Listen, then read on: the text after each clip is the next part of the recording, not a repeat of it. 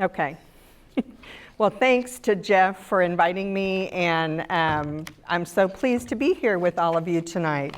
When I think of Democrats, I think of progressive and action-oriented, and we're going to talk about some of that action tonight. As you all know, climate change is the defining challenge of our time.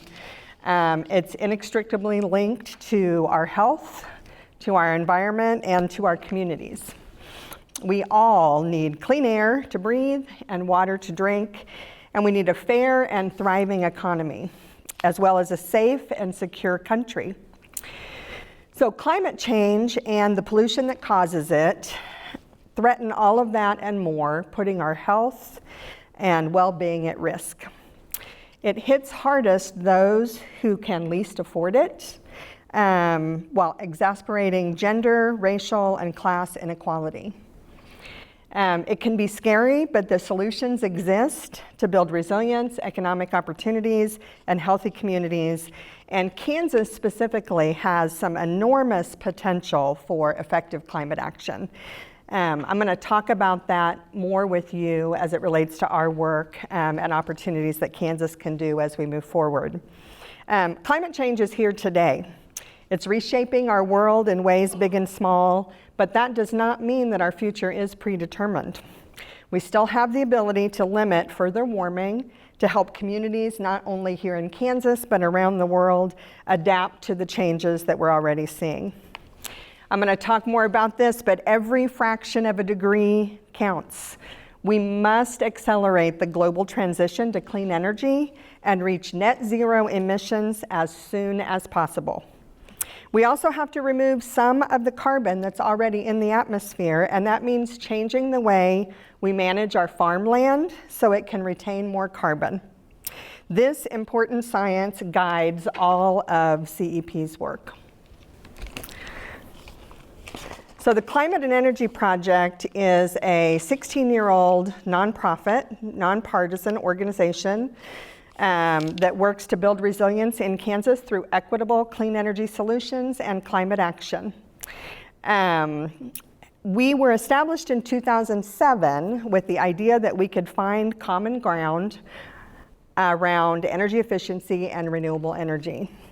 About 2015, we expanded our mission to include public health impacts of climate change and our need to make sure our moving to the clean energy is an equitable transition. So because the work we do incorporates systems-based approaches and intentionally strives, as I said, for equitable solutions, it requires more collaboration across organizations and service areas. So what does that look like? Sometimes the work takes longer. When you're really building intentional relationships and working in collaborative relationships with people, it's not always the fastest solution. It demands that we slow down and listen, that we listen to our communities, that we listen to our partners, rather than pushing forward our own solutions. And that's one of the things that we're really proud of at our organization. The opportunities that arise from this work include deep collaborations, long-term sustainability and various initiatives, and the kinds of new ideas and new approaches that can only come with that deep collaboration. So I want to tell you a little bit about our work. It's divided into 4 main buckets: climate resilience, civic participation, policy, and clean energy. So I'm going to give you a quick rundown of the first 3 to give you a sense of the work and how we do it, and then I'll spend the most of my presentation on clean energy and what's happening here in Kansas. So our climate resilience work centers around something we call our wealth work, and wealth preserves and prioritizes our water, energy, air, land, transportation, and health, or wealth. The Wealth Collaborative, which started in 2015, is now the Kansas Wealth State Table. We have about 13 organizations across the state that work together toward a common goal for more focused strategies around resilient and healthy communities, and to set inclusive, coordinated, and intentional strategies that drive equitable climate and energy policies. Together, we advocate for policies and practices that reduce risk and increase resilience in Kansas. You may have heard of our annual Wealth Day of Advocacy at the Topeka State House. If you haven't, we would certainly invite you to join us. This past year, we had over 200 lawmakers and Kansans, all part of the Wealth Coalition. We do this work through something called the REAMP network, and that is a broader 9-state, Midwestern state network that works together to equitably eliminate greenhouse gas emissions in the Midwest by 2050. And that gives us an opportunity to really work together with other states to try to really do what we can to reduce greenhouse gas emissions. We learn from each other, we network with each other, and it's a really important part of our work. One product that's come out of the Wealth Coalition is something that we call the Kansas Climate and Health Declaration. And I realized I didn't put that website on here, but if you visit resilientkansas.org, you can see the declaration, which really calls for climate action. We have 42 organizational signers and 700 individual signers, and we would love to have you take a look at that and sign up today. The other part of our work, civic participation, really focuses on integrated voter engagement. That includes our Kansas Climate Corps, which I'll tell you a little bit about, Kansas Environmental Leadership, the Kansas Environmental Youth Coalition. When we think about integrated voter engagement, or IVE, it's a year-round program that connects voter engagement to issue-based organizing. We do that to build power, sustainability, and impact over multiple election cycles. So instead of just, hey, it's time to vote, we really engage with people all year long. Again, the Kansas Climate Corps is the base of our integrated voter engagement work, and CORE stands for Community Organizing for Resilience and Equity. And so in this case, it's a network of people and organizations who provide opportunities to generate and support climate resilience across the state, especially as it relates to the link between health, energy, and equity. The power we build doesn't come from a central location or organization. It comes from our work, from our partners, our allies, our volunteers, and everyone who comes together to work on these important issues. The Kansas Climate Corps has various ways to engage, so people can pick their areas of interest. So of course, robust action within all of the core pieces is important, and so we would invite you to join us if climate change or clean energy are really important to you. There are lots of ways to engage with us. One thing that we've done is partnered with a group called the Environmental Voter Project. The Environmental Voter Project really identifies non-voting environmentalists and encourages them through a lot of various ways, postcarding, phone calls, a climate pledge that says they will vote in every election for people who share their values as it relates to climate and the environment. So the next way that we work, one of our key areas is policy, and we do a lot of our policy work through an organization called the Clean Energy Business Council. The CEBC, or the Clean Energy Business Council, is made up of businesses across the state of Kansas, large and small, who are in the clean energy space. So some of them are engineers who work on HVAC projects. Some of them are wind companies. Some of them are large solar companies. Some of them are small solar companies. One of our Clean Energy Business Council members is right here in Reno County. Mark Horst runs King Solar. Some of you may know Mark. He does a lot of great work around this area as it relates to rooftop solar. We work not only at the State House with the Clean Energy Business Council, but we also do work at the Kansas Corporation Commission. For those of you who don't know, the Kansas Corporation Commission is the regulator of Kansas public utilities. They regulate investor-owned utilities as well as providing education to the general public. We intervene in cases before the KCC. We bring attorneys, we bring experts to talk about different topics as it relates to clean energy or as it relates to energy efficiency most recently. We're actually waiting to hear from the commissioners about an energy efficiency docket that we intervened in for Evergy over the past year. And if the commission puts an order forward that is favorable to energy efficiency, then we will all have access as Evergy customers to some new energy efficiency programs. Evergy now has filed a rate case where they're asking for an increase in rates, and it's likely that we will intervene in that docket as well. So if you sign up on our newsletter at climateandenergy.org, we'll keep you posted when opportunities to make public comments in front of the KCC about raising utility rates come forward. We also, as I mentioned, do legislative work at the State House. This last session, we had two bills that were brought forward in the House Utilities Committee that were designed to help rooftop solar and community solar grow and thrive. There was one bill, House Bill 2227, was about net metering and some issues with that law that need to be fixed in order to allow rooftop solar to grow to its full potential. And then another bill, 2228, for community solar that would really allow nonprofits and businesses and others to be able to contract with a third party to have them pay for their solar, and you could buy the power from that system.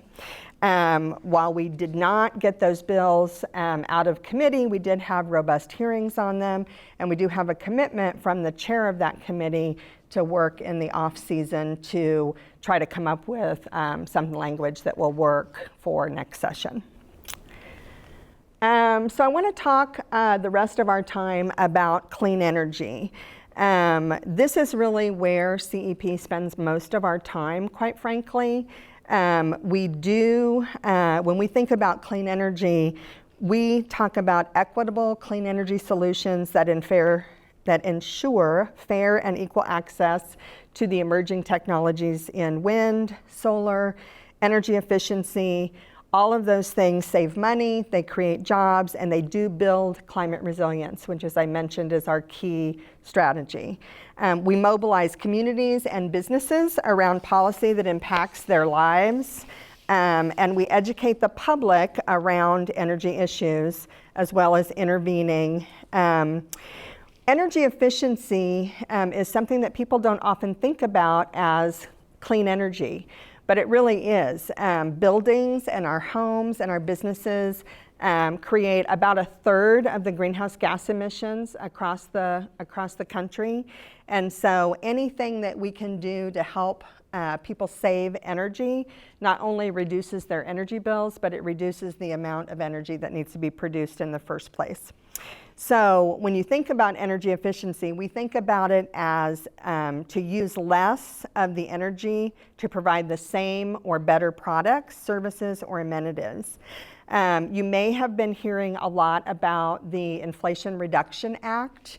There is a lot of money coming down from the Inflation Reduction Act to help homeowners and renters make their homes more energy efficient, whether it's from adding insulation or switching from a gas stove to an electric or an induction stove, or adding a heat pump, getting rid of your fossil gas appliances.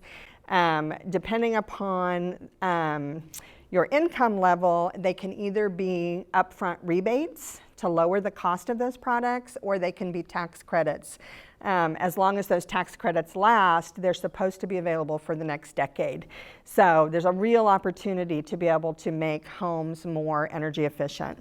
One of the things that CEP is working on is a project called the Energy Navigators. And think about this as you would think about a health navigator who helps people navigate complicated systems when they need help with health care.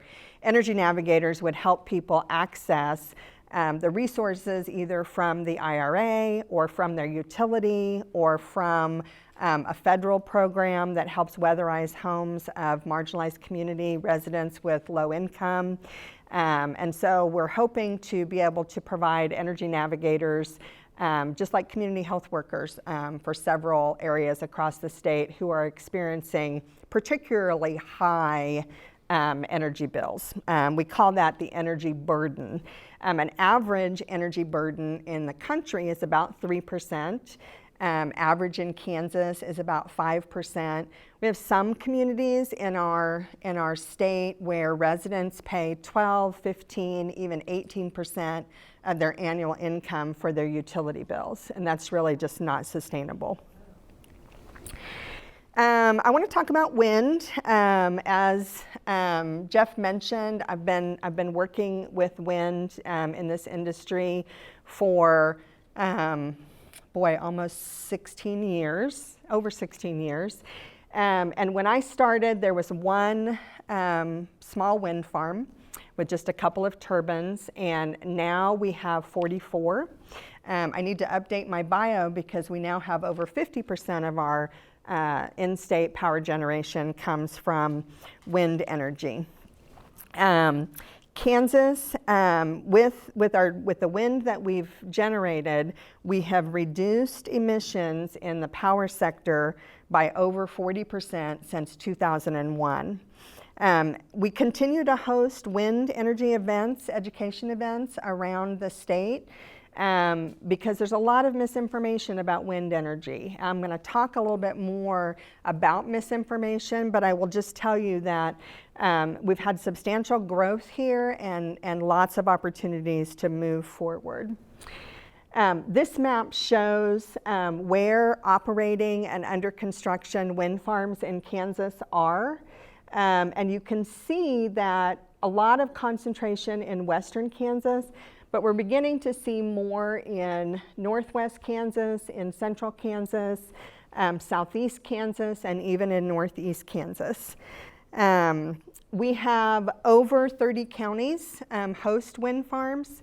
That's important because when you think about where those opportunities are, a lot of those counties are small. They're counties with low population.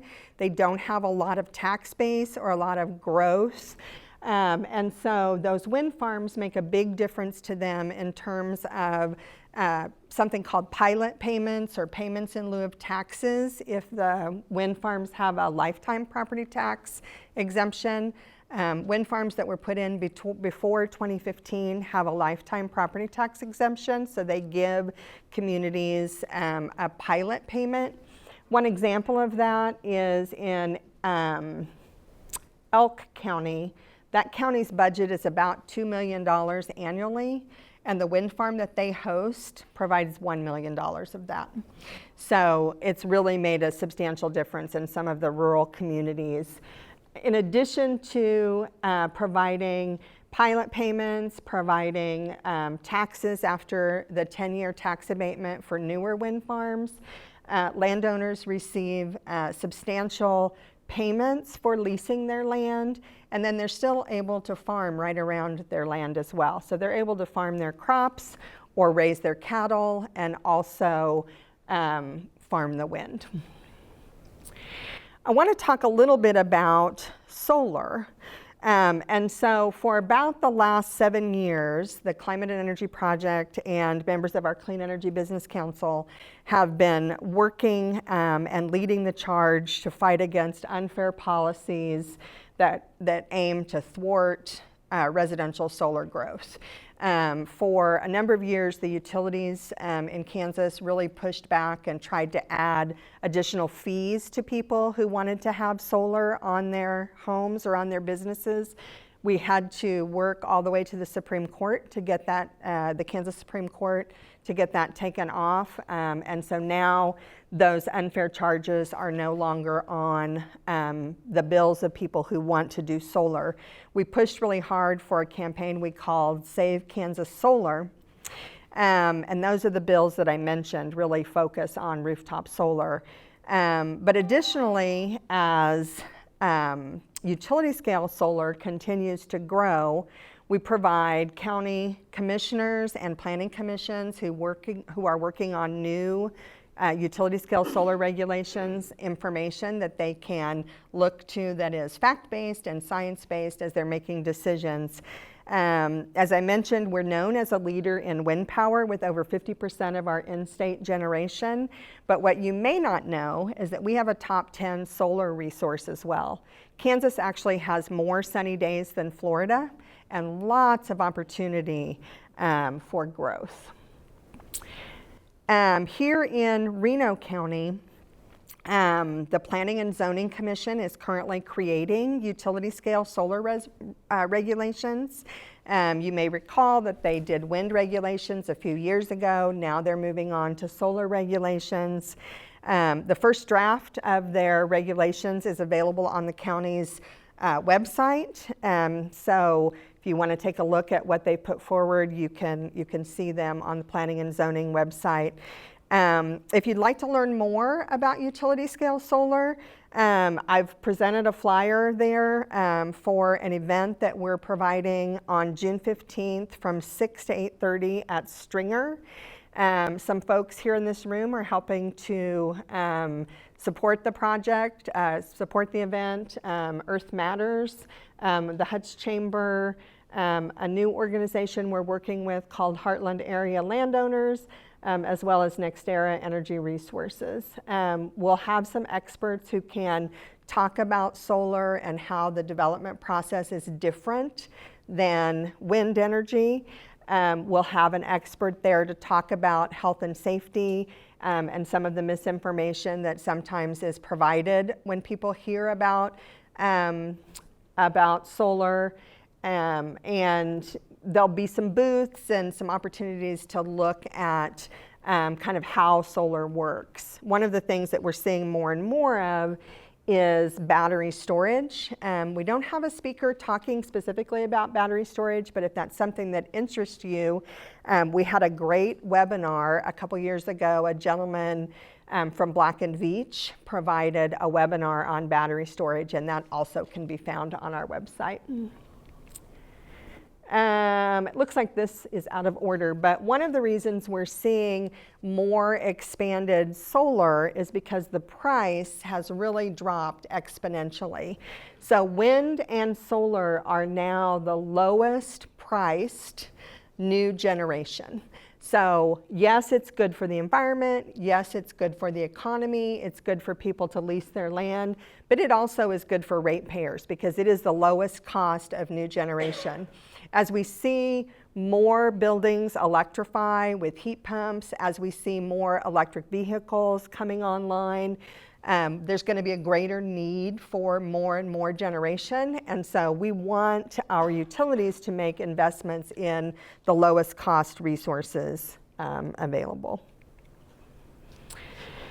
So I want to spend a little bit of time tonight talking about what we're seeing in the state around misinformation.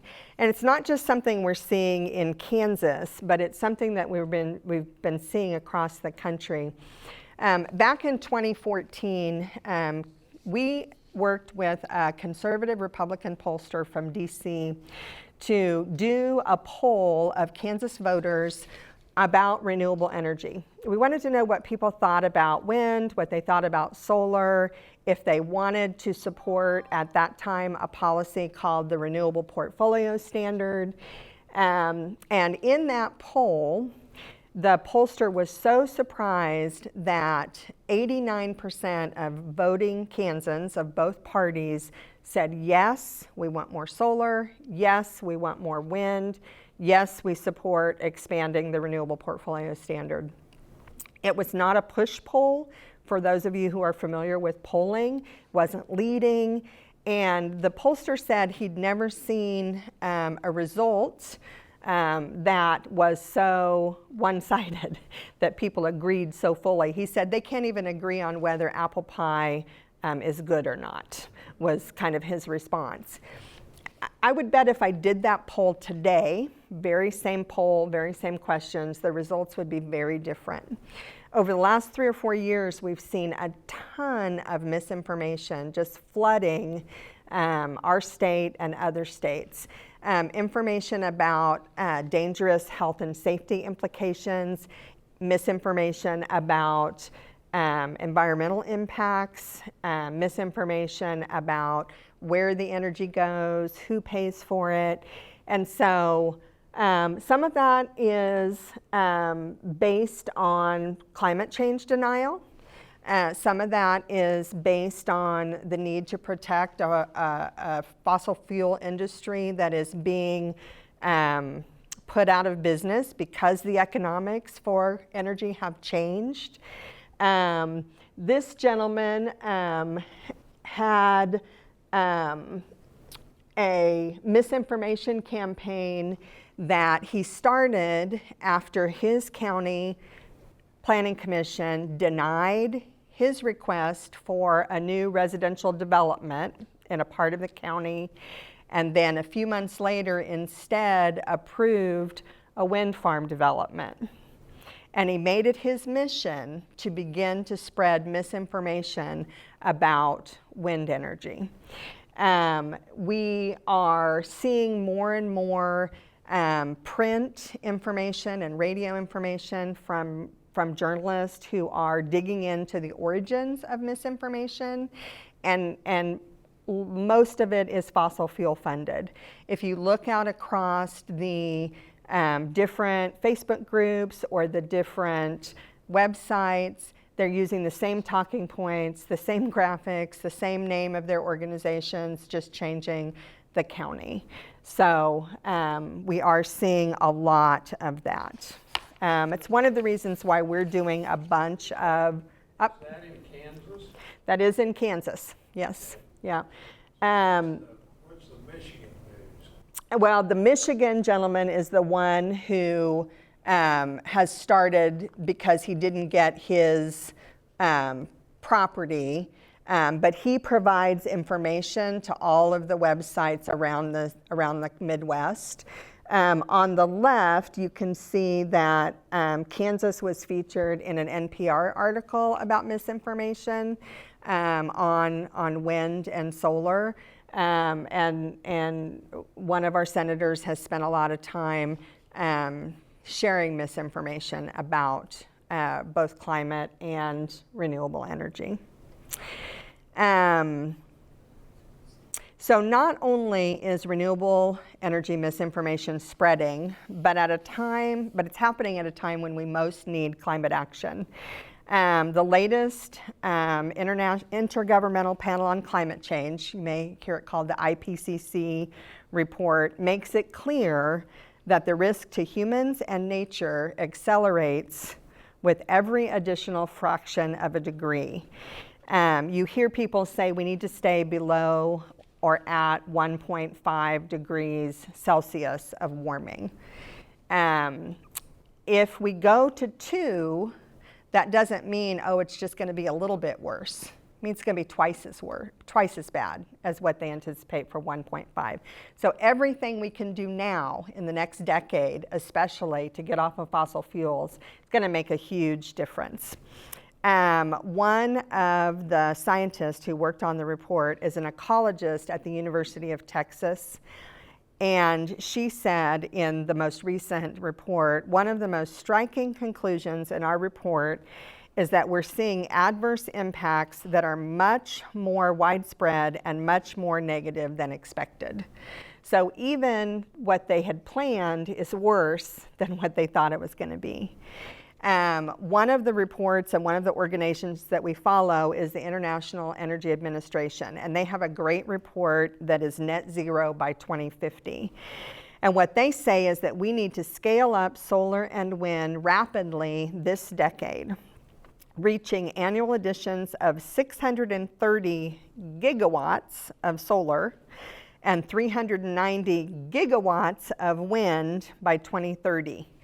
Kansas right now has 8 gigawatts of wind. So that gives you any ideas about the scale of what we need to do globally.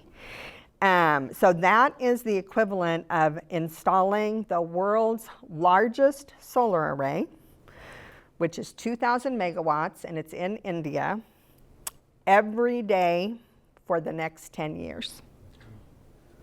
We have to do better. We have to do more. And the only way we're going to do that is folks to get engaged. So we need people who support the transition to clean energy to be active at all levels of government. You need to let your local officials know that you want your county to focus on advancing renewable energy.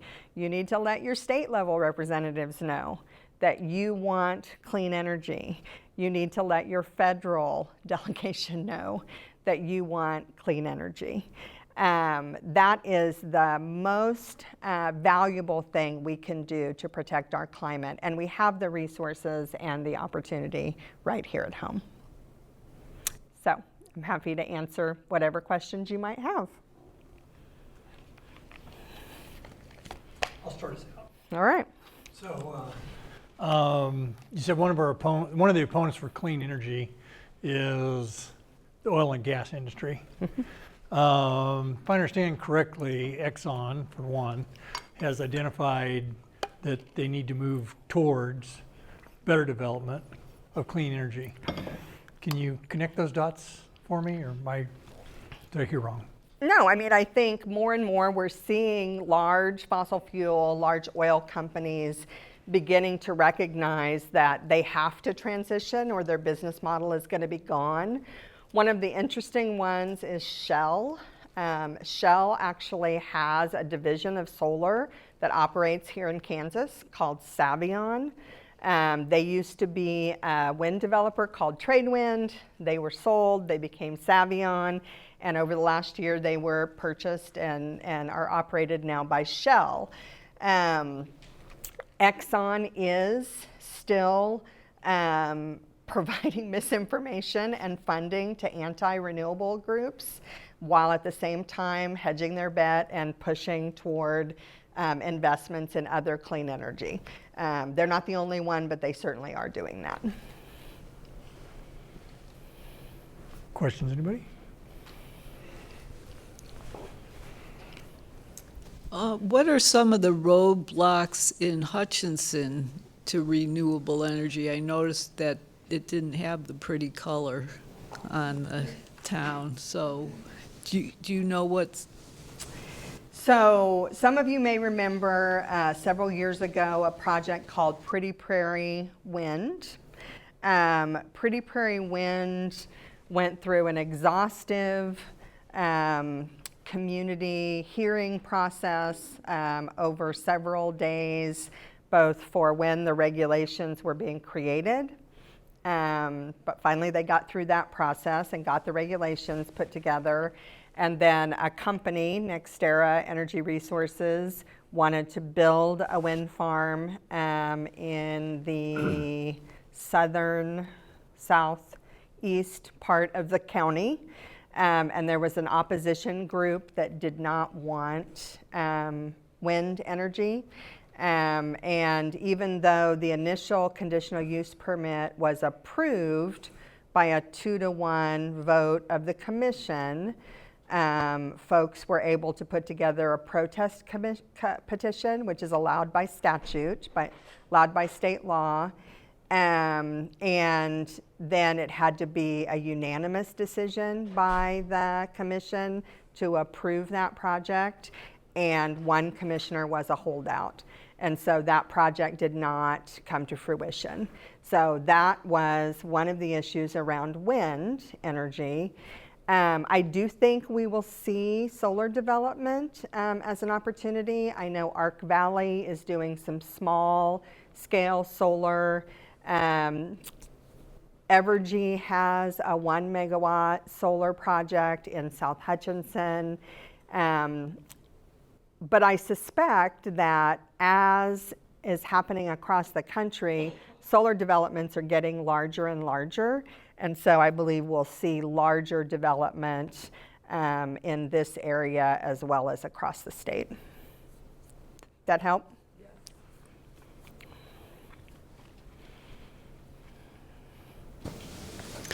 I don't really have a question, but just something that I recently learned that accelerated some of my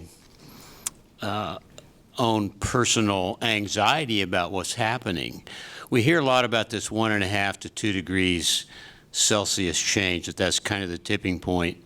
And somehow I think that Celsius part gets lost in transition oftentimes. So people think 1.5 to 2 degrees. Well, what's the big difference? You know,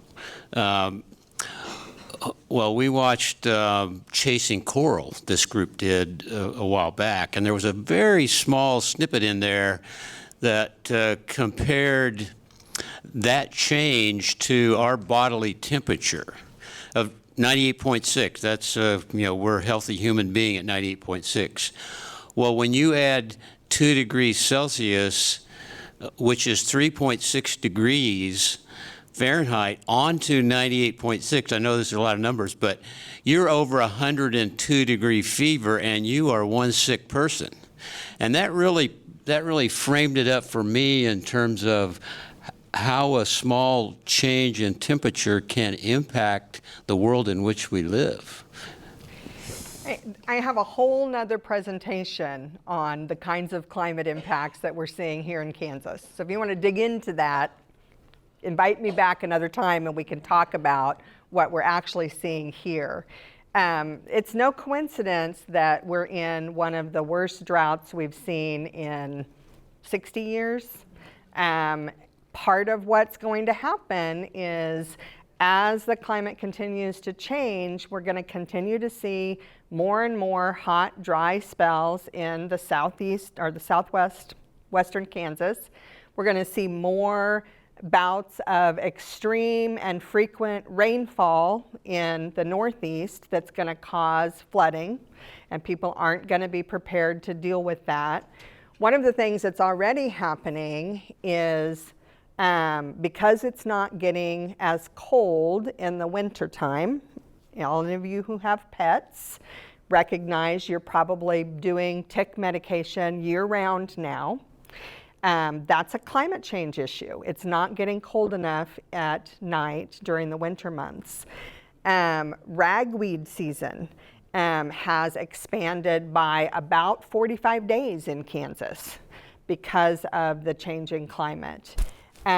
We know that heat stress on people's heart, lungs, breathing is much worse than cold for people and harder to deal with, and it impacts people living in poverty so much more, because not only do they have homes that maybe aren't insulated, aren't able to air condition, but then once they get that bill, if they do use their air conditioning effectively, then they can't pay that bill, and it's this continuous cycle. So you're right, you think about, well, what is 1.5 degrees Celsius? But we are seeing the impacts of climate change in Kansas today. And so there's no arguing with that science that we're seeing. Thanks, Garth. We have armadillos in County now. How about that? I learned the term flash drought the other day. Would you speak to that, please? I don't know that I've heard that term, so please educate me.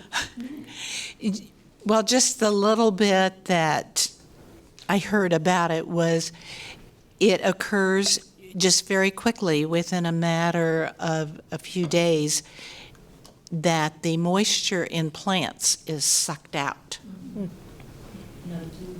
Yeah, that's a new term for me. It's not something that I've heard. One of the things that we had a project a few years ago that we called Water and Energy Progress, And we worked with landowners across the state to identify innovative practices that saved water and saved energy. And then we wrote stories about them, and we did video videos of them, and then we gave them awards at the end of the year. It's a very exciting program.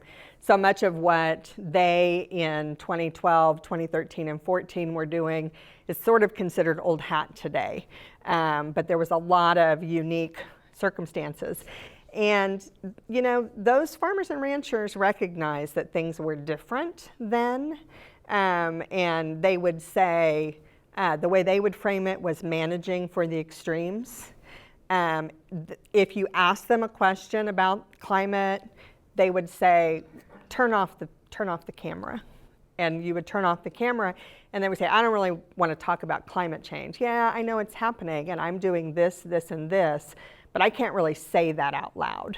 And so, you know, they know things are changing. They know they're changing their practices to try to salvage what they can.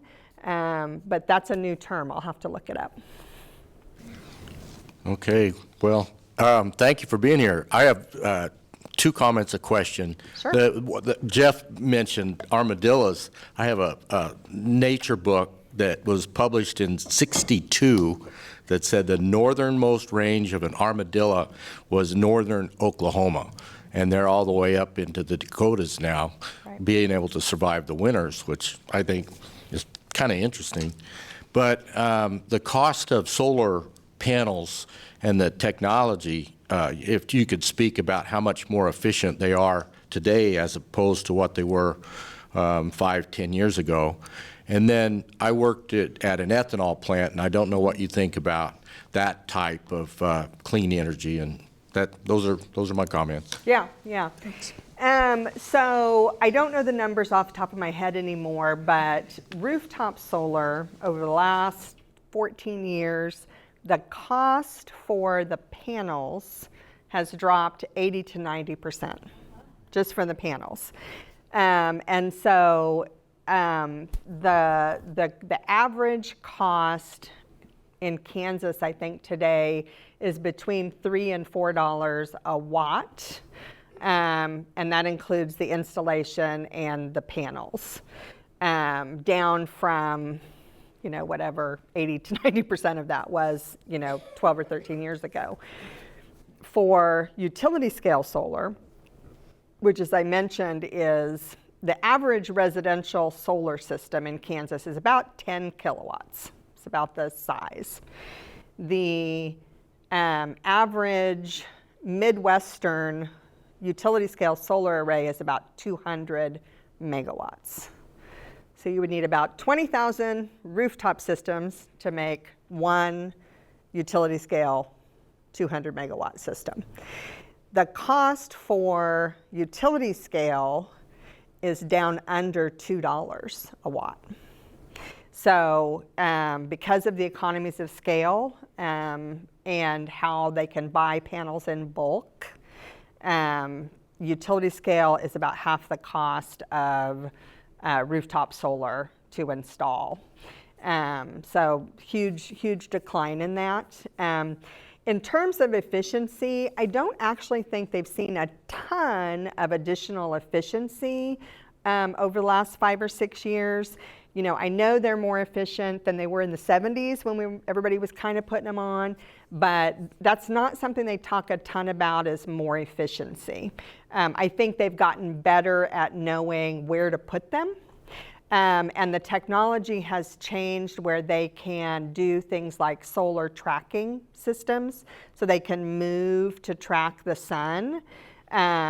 And so that's where they get some of the efficiency versus like the actual panels themselves are a pretty simple piece of equipment. Does that help? Yeah. And what did you think about ethanol? Yeah, so that's a tricky one, right? So ethanol plants that are using algae, yay. Ones that are using waste materials, yay. It's hard to say, let's do a whole bunch of corn ethanol when we know that water is precious, that we know that most of the corn that's grown today is either for ethanol or for cattle to eat or other animals.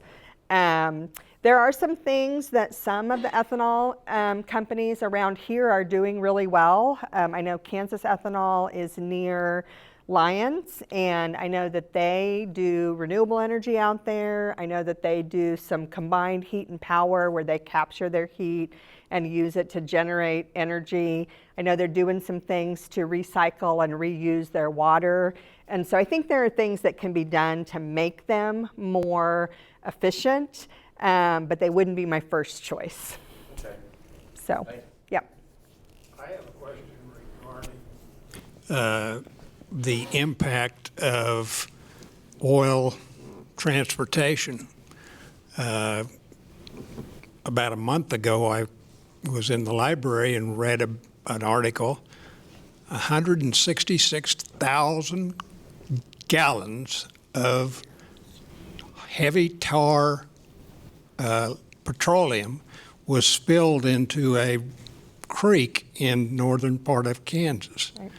I tried to follow up on that, and I could find nothing later. Of course, I've had a few other issues, and I haven't gotten back to it, but Yeah. any comments about Well, that? there was a large oil spill in Washington County. And it's not something we've been following super closely, but I know our friends at the Sierra Club worked on it a lot. Representative Probst, maybe you have something to say about it, because I know some of your colleagues were pretty engaged in that issue, had some hearings and worked on that. The last thing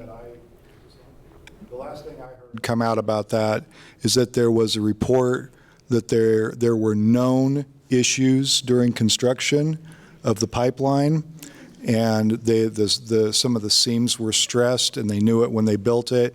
They had breakages before, and they went in and repaired them several times, and there was nothing done about it. Then that's what ultimately led to the leakage up there in Washington County. Since I have the mic, I had a couple of questions too.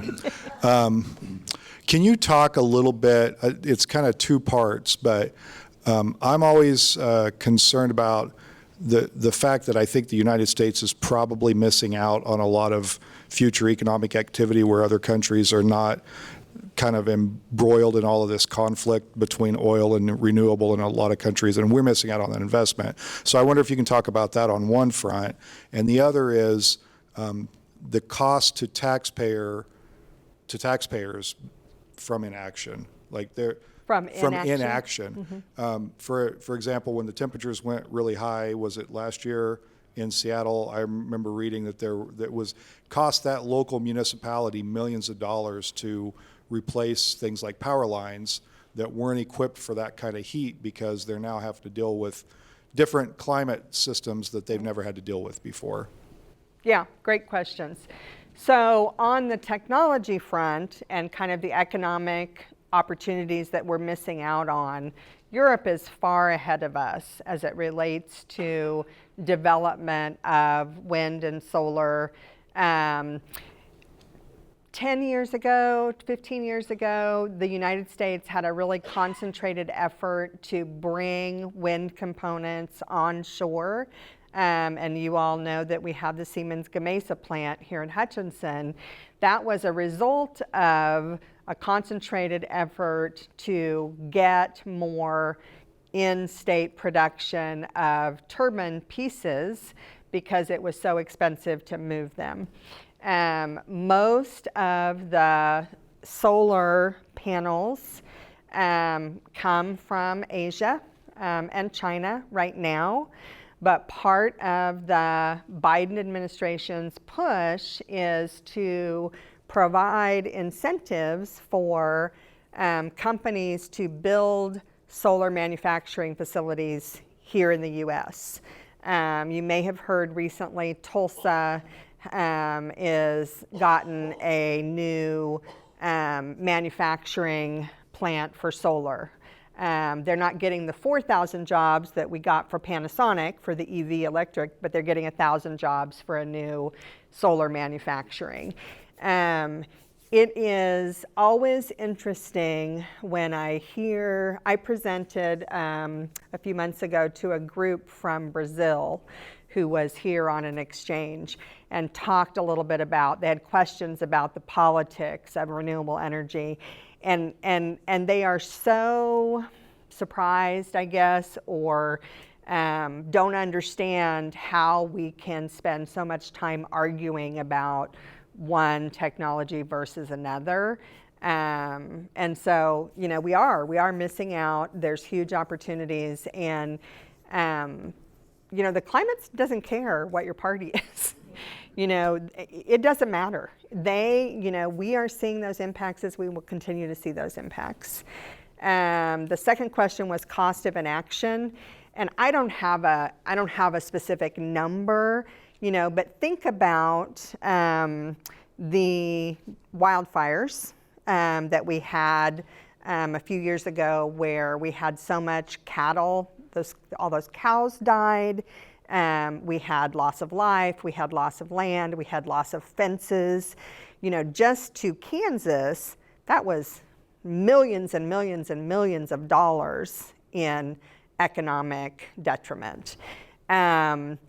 In the heat wave we had, not this last summer, yeah, it was this last summer, there was a whole bunch of cattle that died of heat, and that's not going to go away. And so what is that economic impact? One of the things, while I'm on my soapbox, that bothers me most, Representative, is that Kansas is not planning for that future. And we are not taking advantage of all of the opportunities for the billions and billions of dollars that the federal government is giving to states to plan for how to be more resilient in the face of a changing climate. And so, there are things we can and should be doing. And if we have to do it and not talk about it as a climate resilience, great. We need to prepare for disasters. What would it look like if in every community, especially those that don't have access to a rural hospital, there was a community resilience center where there was refrigeration for medicine, there were emergency, battery backup for medical equipment that people might need to plug in if the power was out for a long period of time. Maybe there was a tornado shelter into that kind of opportunity. There's money for all of that for the asking, but we're not making a coordinated effort among our state agencies to do that. So. Well, apparently we have more money than we need, so that's. I'm going to add on to that point, and to kind of put a punctuation mark on, or an exclamation point on what Dorothy said earlier about the oil and gas industry fighting a lot of this. There was a bill this year. All this bill did was create the legal framework for the state of Kansas to take over a different class of disposal well that's required for us to pull in billions of federal dollars for carbon sequestration. This is money that would largely be in the form of tax credits to producers who sequester carbon. But we have to have this framework to do this. And every group was on board. The Kansas Farm Bureau, the Feed and Grain Association, the Livestock Association, all of them were on board. And the single unit that killed it was Kansas Independent Oil and Gas Association. I'm going to see if you can answer some counterpoints that you may hear quite frequently. Okay. The sun doesn't shine all day. The sun does not shine all day, and in Kansas, it doesn't really make that much difference because we are part of a regional transmission organization called the Southwest Power Pool. And there are 17 states across the Midwest that all balance their power. Fortunately, even though the sun doesn't shine at night, the wind blows hard at night, so it balances each other that way. Battery storage is coming very soon. It's online in a lot of places. The prices come down. We have the technology today to be 100% renewable, if that's the direction that we could choose to go in policy. It's policy that's holding us back from being 100% renewable, not technology. It doesn't blow all day. It doesn't, Same thing. but when the wind isn't blowing in Kansas, it's probably blowing in Oklahoma, or it's blowing up in North Dakota, or it's blowing in Wyoming. All of those places are balanced by the Southwest Power Pool. They can turn systems on and off with a computer.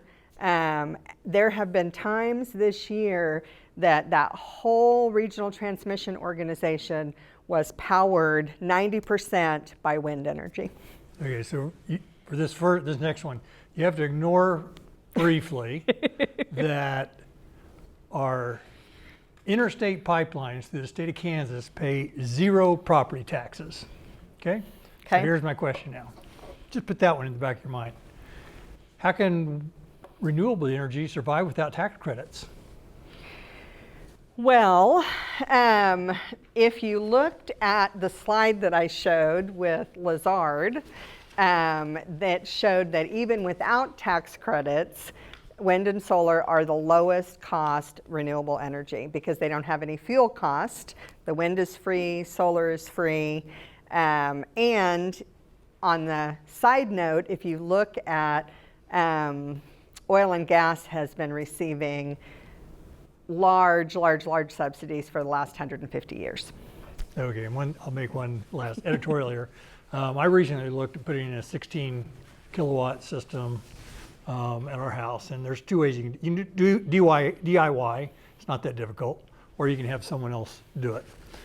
If I put in a 16 kilowatt, and that nearly meets all of my needs, there's a few months that it won't, just the way it works. The payback's about 6 years. So that's double-digit return. If I have King Solar do it, it's still about a 12-year return. And so that's still 7 to 8% return on investment. And after it's paid back, then it's free after that. So the economics are really there today. Well, and here's the thing that we're not talking a lot about. So yes, the economics are even more there today than they were a year ago. You can get a 30% tax credit. If you're a nonprofit, you can get it as an investment tax credit up front. You can get a rebate for it now. That's new. You couldn't do that before. If you are doing solar and you live within a certain energy zone, you can get another 10% credit. If you are using domestic content, so if you can find solar panels that are manufactured in the U.S. or all of the U.S. steel, all the steel is used with U.S., you can get an extra 10% credit. If you're installing in what's considered an energy justice area that's identified by the Department of Energy, you can get another 10%. So essentially, there are projects in solar right now that can get 70% of their cost paid for with the new IRA provisions. Any other questions? Yep. This is kind of along the same lines as what you're just talking about, but I've always been a believer in decentralization of power sources and bringing those tax credits and advantages to the individuals that own homes or businesses or community buildings, city buildings, and also to bring those resources locally back to Kansas in the way of installation, hopefully more manufacturing, but bringing another tax base essentially to the state of Kansas instead of Evergy keep raising their rates and paying out their, Shareholders. They're shareholders, you know. They're making lots of profits. I don't think they're hurting any. So to me, another key is decentralization of energy, but still have access to the Southwest power grid what's the Power pool. Power pool. And then being able to take advantage of those transmissions if you have more than enough energy for your own home. Because, I mean, like, for instance, we live in a great location where we could put up a rather large solar array, and we could even work with our whole neighborhood and maybe provide power. But I know that gets complicated. We're also on a rural electric cooperative where I live, and so I don't understand a lot about electricity, and I know it can be very dangerous sometimes. And so I don't know if is that part of the holdback as far as for individuals being able to put on more solar systems? So there's a lot there. So let me just say, first of all, we need, yes, decentralized, but you heard me say how much needs to be installed in order to meet our net zero goals if we're going to fight climate change. So we need everything. We can't say no to large scale solar in favor of only rooftop because we don't have time. And it's too expensive to do only rooftop. If we had started doing rooftop only 20 years ago, then we could have maybe built a whole decentralized electricity system, but we didn't. And now we have to rely on not only rooftop, but large scale. So we support both. Both are necessary. Part of the problem with the laws today for net metering, you have to have, there are size limits of what a utility is required to buy back from you. And right now, only Evergy is required to buy back from you, according to statute. Your co-op or your municipal utility don't have to offer net metering or honor net metering. That's one of the things we're trying to get changed through the legislation I mentioned earlier.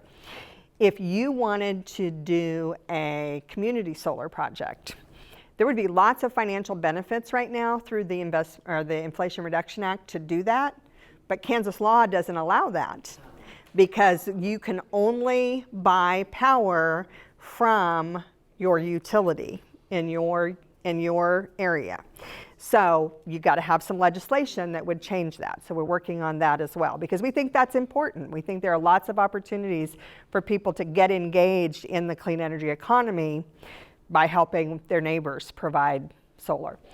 The other issue with net metering, I don't know who your utility provider is, but if you're going to put in a 16 kilowatt system, you can only get 15 net metered if you're an Evergy customer, because they don't allow net metering over a 15 kW size. Now, with Say that again. So Evergy's territory, they have a residential size limit of 15 kilowatts. You can make it bigger, but they're not going to allow you to sell back any of your excess generation over that 15 kilowatt system. If Evergy meets their 1% cap on net metering, they can say, nah, no more net metering for any Evergy customers, which is something else we're trying to deal with. So we got some problems with our current legislation to allow, we need to let people have more freedom around how they do this. There's a big push towards something called energy democracy. Why should the utilities have a monopoly? With all the technology that we have today, people should be able to be more free to do what they want with their energy. Is it a safety issue? No. It's an issue that they need to sell power in order to be successful in their current business model. So we need to change the business model. And then I have a follow-up. Oh, okay. If I may. Sure. I'll just talk loud. I know that my follow-up question is, the Kansas Corporation Commission has an awful lot to do with this too. and the regulation of utilities. And what I have found is they are highly in favor of the oil and gas industry, and they don't really care about renewable energy sources. So what can we do to fight that? What can we do? So I would push back a little on the corporation commissioners. 2 of them were appointed by Governor Kelly. They're very favorable to renewable energy. They believe climate change is a problem and that people should have access to energy efficiency. So they're good. It really depends on who you put in there, who appoints those commissioners, whether or not they're favorable to your issues. And that's reality. So where you have an issue is staff is pretty old-fashioned, and staff isn't super interested in moving us into the next generation, and so you need some new staff. You also need potentially to expand the commission. Right now, 2 commissioners can't talk to each other about anything, just like 2 county commissioners can't talk to each other about anything because there are only 3 of them. And so there's been some talk about expanding it to 5 and then to give them their own staff, because right now they rely on the staff of the commission, but not their own staff to do research to help them figure out and answer questions. And so there's some things that could be done that could help that. But it is a difficult process to engage in. And so that's why you have groups like us that can, intervene on behalf of you all. They also have CURB, the Citizen Utility Ratepayer Board, who also is a voice for consumers. They work entirely on kind of price, what's best on a price basis. We take into consideration price, but also climate and the environment. So that's kind of the difference in how we work. So I would be remiss if I didn't say, if you like the things that you've heard tonight, visit our website, make a donation, sign up for our newsletter. You'll be seeing me a lot in Reno County because we're going to be doing more of the solar outreach here. And so happy to answer questions at any time or grab a cup of coffee if I'm in town. Thanks so much. Betty's got one. Oh. Quick one. I've been dying all evening. I'm curious about the 3 top items of misinformation on wind and solar. The 3 top items. So I left you, I put out a solar myths and facts sheet. The top 3 on wind are that the shadow flicker, which is what you see a shadow from the wind turbine blades, causes epilepsy. That the wind blades are what's making it drought out in western Kansas because there's so much wind out there. And that the blades will have ice. They will ice up and throw ice and kill you. Okay. So that's wind. Solar, groundwater contamination from the panels. The panels are made of glass and very, silicon, but not very much kind of rare minerals like people think. The biggest argument against them is that they take agriculture out of production. But a woman from Douglas County that is very passionate about this issue said to her neighbors, "Look around. The only thing that's growing out there is corn to feed animals. There's no vegetables out there. They're not taking vegetable production out of production to put solar panels up." And then, the other thing is that they couldn't survive without tax credits. That's probably the other big one. One thing that I've heard people objecting to the wind is the blades, that those are not being recycled. They are telling me that those are being buried and that they will never be dissolving. Is this true? So there is a market developing for recycling blades. They're made out of composite material, and so there are different manufacturers who are grinding them up and making them into other products.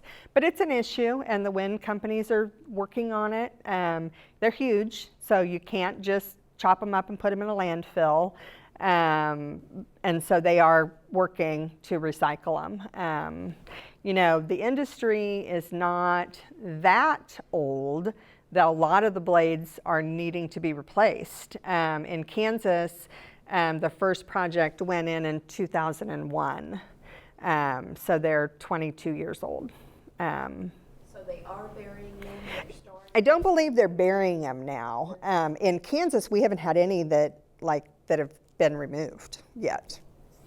But there are manufacturing products that are coming forward to be able to grind them and then reuse them for other products. Let me plug a local podcast. That Guy in Hutch. Jason Probst is the host of that. Yep. And several months ago, I'll say, he spoke to that issue specifically. So if you don't subscribe to That Guy in Hutch, give it consideration. And thank you, Jason, for putting out that information on your podcast. It's linked on our website. Yeah. All right. Yeah. Well, thank you again, Dorothy. My pleasure.